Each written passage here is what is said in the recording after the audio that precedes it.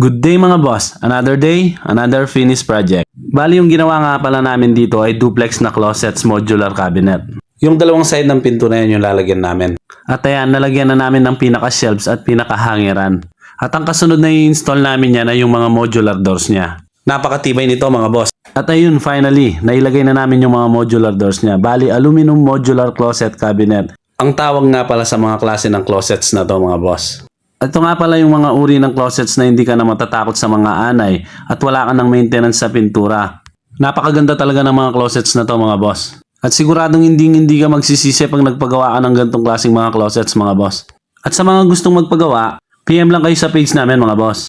Located nga pala kami sa Santa Cruz, Lubao, Pampanga. At bago ang lahat, shoutout nga pala kay Michael Brown ng Los Angeles, California. At shoutout na rin kay Jeffrey Dimensil ng Tarlac City. Maraming salamat sa walang sawang panonood ng mga video namin mga boss. God bless po sa inyo at ingat po palagi mga boss. Kaya kung napadpad sa inyo tong video na to, paki-like and share na rin po.